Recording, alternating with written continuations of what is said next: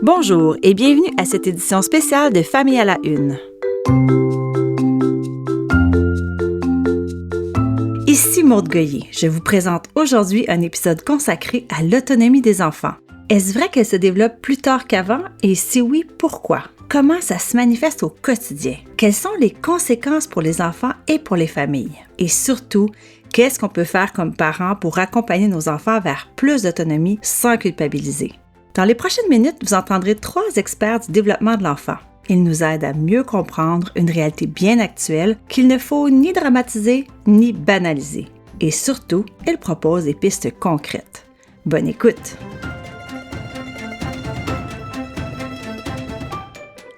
Ah, l'autonomie. Certains parents la valorisent et la mettent au cœur de l'éducation de leurs enfants et d'autres, sans nécessairement le vouloir, la relèguent au second plan. Et pourtant, quand on met un enfant au monde, ce qu'on souhaite, c'est qu'il vole de ses propres ailes. À une autre époque, dans certains milieux, les parents poussaient leur enfant en bas du nid à un certain âge. « Allez, tiens, vas-y, va affronter le monde. » Aujourd'hui, on ne voit pas beaucoup ça. Entre la pandémie, l'omniprésence des écrans, la perception de danger et le coût de la vie, qui fait que les enfants devenus grands restent plus longtemps à la maison, on peut dire que l'autonomie est une valeur malmenée, pour ne pas dire négligée. Évidemment, chaque famille, chaque parent élève son enfant de la manière qui lui convient, avec les valeurs qui lui sont chères. Donc, on ne peut pas généraliser. Il n'en demeure pas moins que dans certains milieux, comme l'école et la garderie, on tire la sonnette d'alarme. Dans un dossier récent de la presse pour lequel une dizaine d'enseignants, de professionnels et d'employés d'écoles primaires ont été sondés, on apprend que certains élèves de maternelle et de première année ne savent pas comment éplucher une banane, tailler un crayon ou boutonner un manteau. Des situations qu'on ne voyait pas il y a 5, 10 ou 15 ans, clament les personnes interrogées. Céline Lamy, pédopsychiatre, le constate dans son bureau. Les enfants d'aujourd'hui sont bel et bien moins autonomes. Pour moi, le constat, il est évident. Si on parle d'autonomie générale chez nos cocos, effectivement, on les trouve moins autonomes.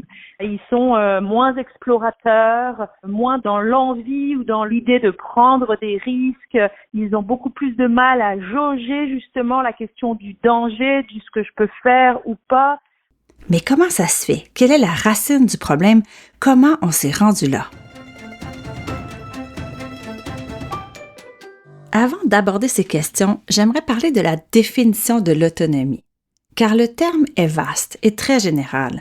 C'est quoi au juste un enfant autonome? Ça veut dire quoi? Voici Chloé Gaumont, psychoéducatrice, elle nous donne sa définition.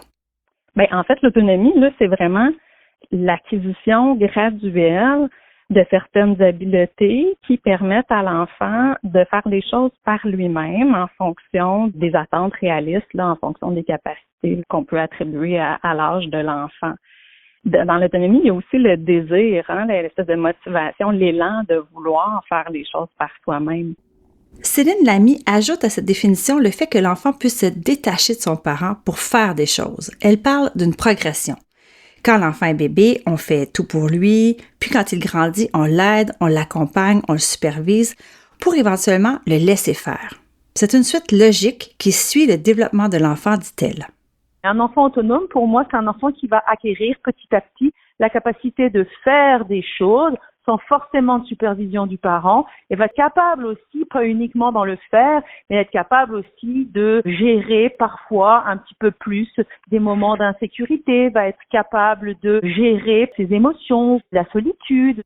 En résumé, un enfant autonome, c'est un enfant qui est capable de faire des choses par lui-même selon son âge, tout en se sentant en sécurité. C'est pour cela qu'elle doit se développer graduellement, avec l'accompagnement bienveillant d'un adulte. Et ici, le mot bienveillant est important, parce qu'on ne voudrait pas verser comme parent dans la totale liberté, ni à l'inverse dans un encadrement strict. Chloé Gaumont résume bien l'état d'esprit idéal du parent qui sécurise sans trop pousser.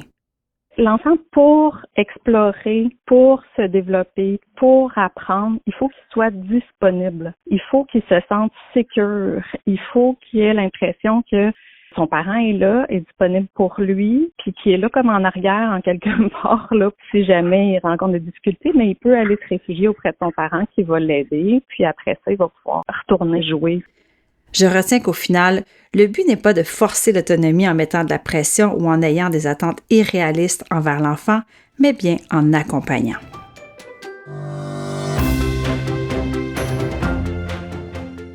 Ne pas être capable d'éplucher une clémentine, ne pas être en mesure de mettre ses souliers, oublier trop souvent de se laver les mains. Ce sont des exemples de manque d'autonomie qui frappent et dont les experts à qui j'ai parlé ont été témoins. Stephen Kelly, sociologue et professeur, est aussi auteur. Il a récemment écrit un livre intitulé « L'enfant vieux » dans lequel il dénonce la surprotection des enfants qui les prive d'être des enfants et de développer normalement leur autonomie. Il a lui aussi des exemples marquants du manque d'autonomie des enfants. On l'écoute. On remarque aujourd'hui à la garderie ou à la maternelle, des choses qu'on ne voyait pas auparavant. Les enfants ne sont pas capables de lasser leurs souliers, pas capables de mettre leur manteau eux-mêmes, donc par exemple un enfant de 5 ans, à table, pas capable de manger normalement, peler sa banane, déballer sa collation, qui est des enfants, même à 5 ans, ils ont encore une couche. Donc, au niveau de l'autonomie, là, il y a un retard. On revient à la question à 100$. Pourquoi ce retard dans l'autonomie? Qu'est-il arrivé?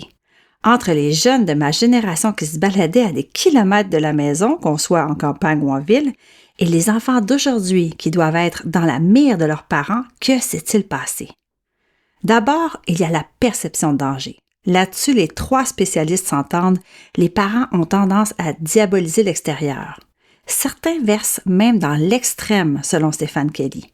Il a un exemple assez parlant de cela. Un parent qui est anxieux ou qui est parano, l'enfant va absorber ça puis il va devenir à l'image de son parent. Un parent qui se fait dire par un voisin, votre enfant est toujours dehors, en voulant dire vous le négligez, vous ne l'éduquez pas de la bonne manière. Imaginez, c'est même mal perçu, c'est même jugé de laisser son enfant jouer dehors. Mais ne plus aller dehors, ne plus jouer librement dehors, ça empêche l'enfant de vivre des choses, d'expérimenter et d'être exposé aux risques. Selon la pédopsychiatre Céline Lamy, c'est important. On met les enfants effectivement dans une forme de cocon, à la fois physique parce qu'on estime que l'extérieur et l'autour est dangereux.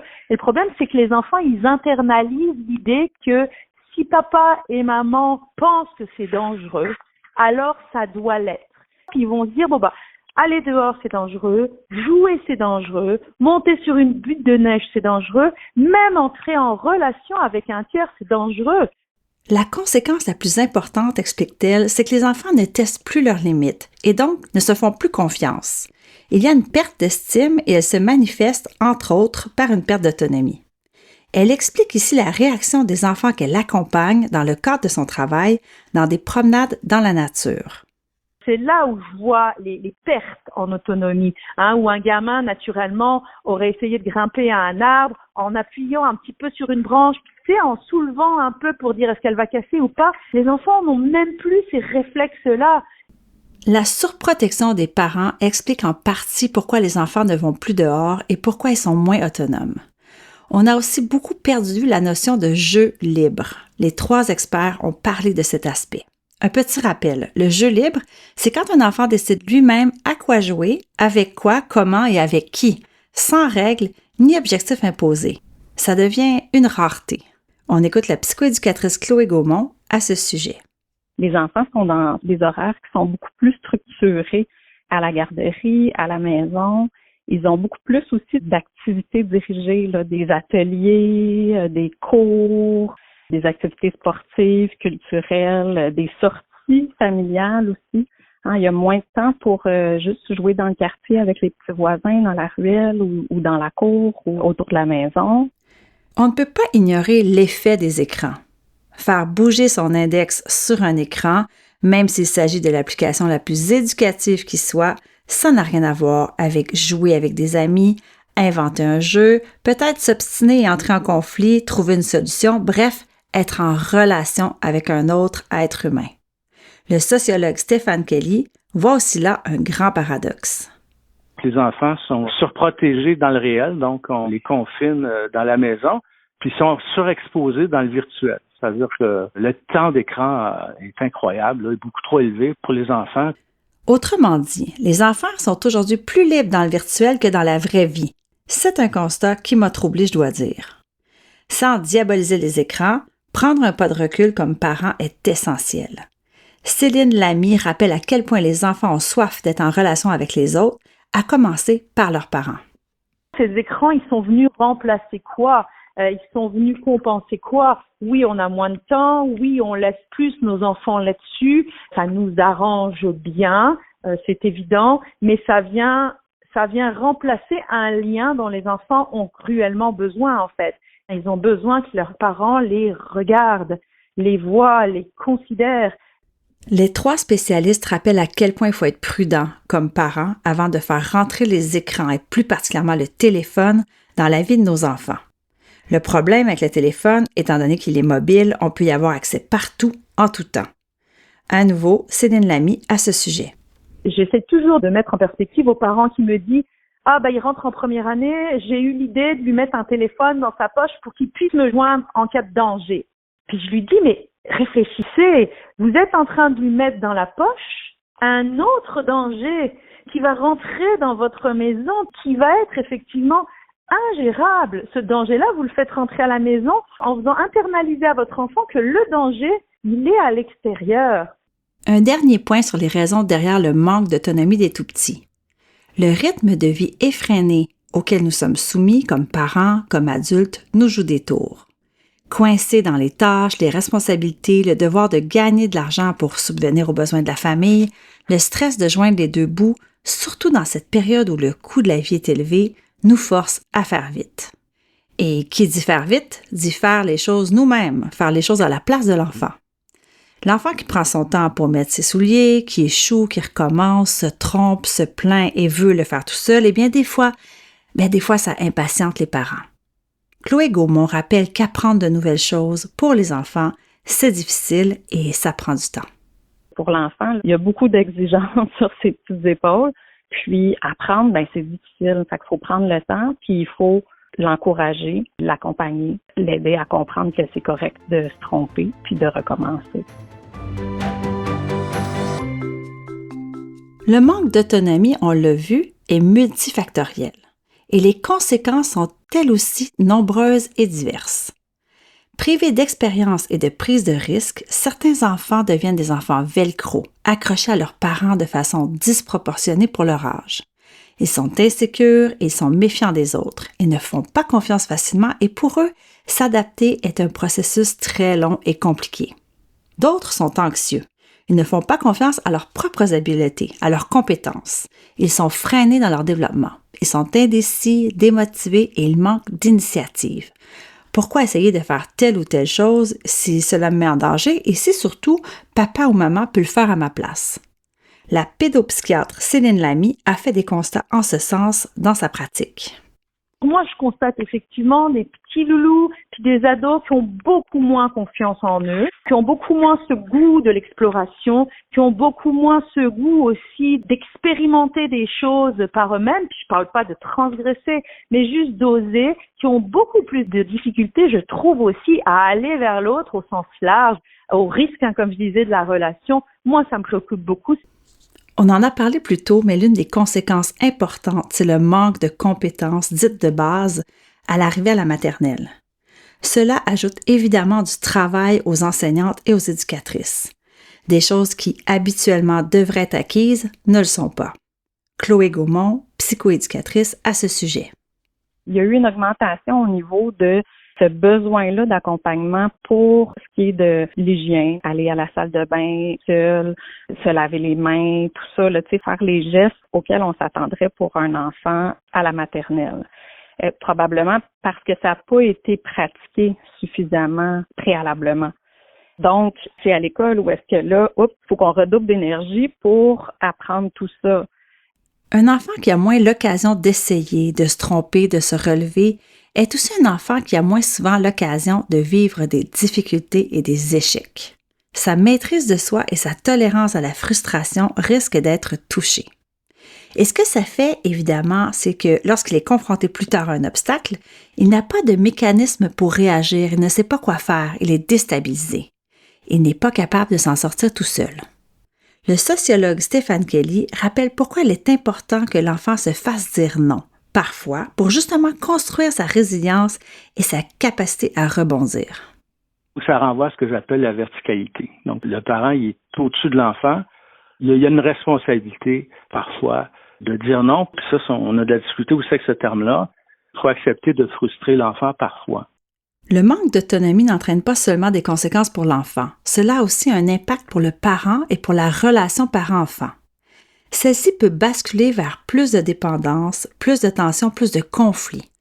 Pour le parent, cela peut vouloir dire plus de charge mentale et donc de l'impatience, de l'épuisement.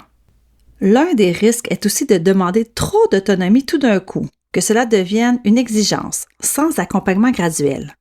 Cela peut alors amener de la confusion chez l'enfant et il peut se réfugier dans l'évitement ou la résistance.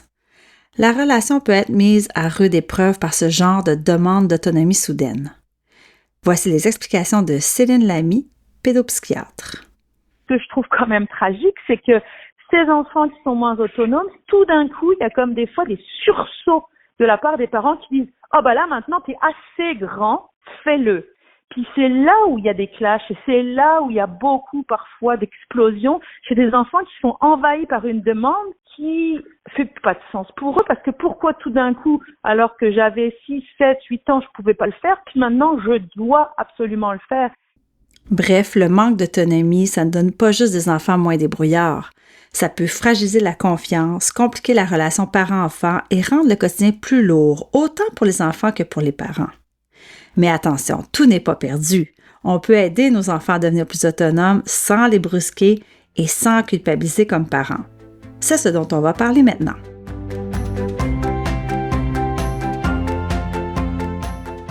Après avoir parlé des définitions, des causes et des conséquences, voyons maintenant quels conseils on peut appliquer pour que nos enfants deviennent plus autonomes.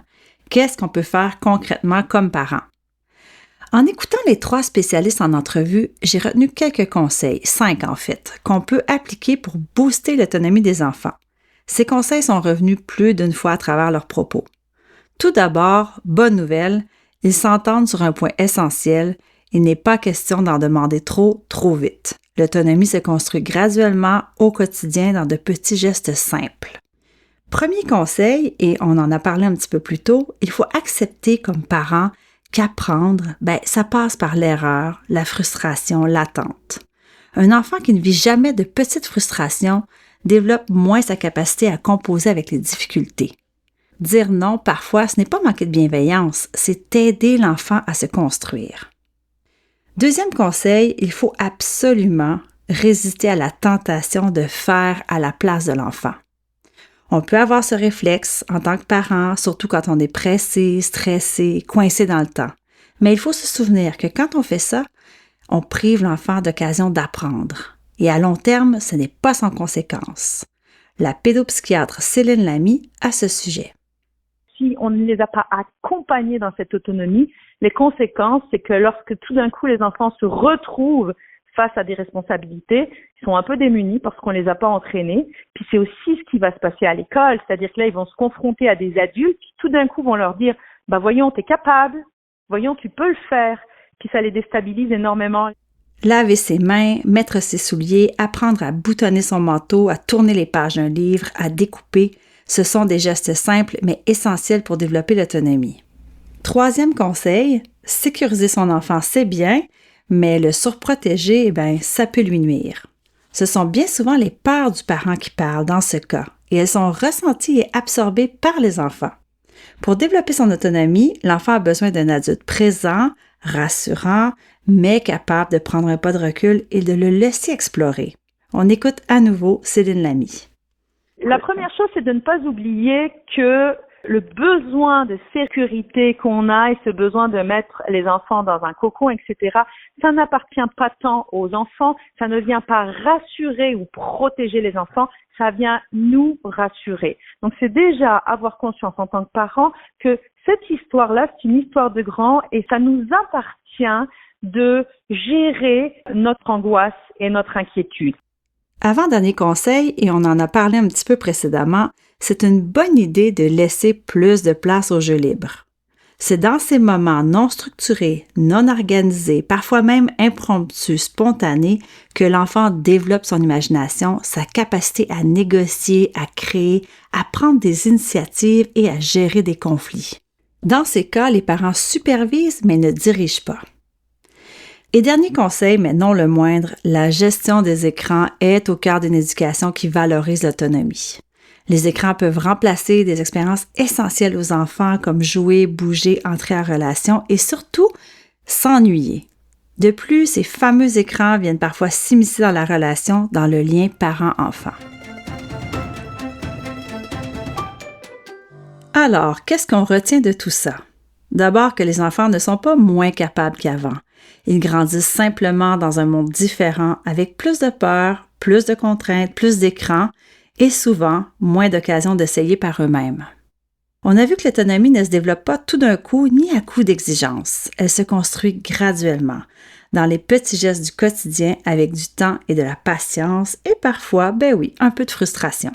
C'est non seulement normal, c'est souhaitable. Accompagner un enfant vers plus d'autonomie, ce n'est pas le laisser seul, c'est être présent, rassurant, mais accepter de prendre un pas de recul, le laisser essayer, se tromper et recommencer. Et surtout, rappelez-vous que le parent parfait n'existe pas. On fait tous du mieux qu'on peut, dans un contexte pas toujours simple. L'important ici, c'est pas d'en faire plus, mais souvent d'en faire un peu moins et de faire confiance. Merci d'avoir été là et à bientôt.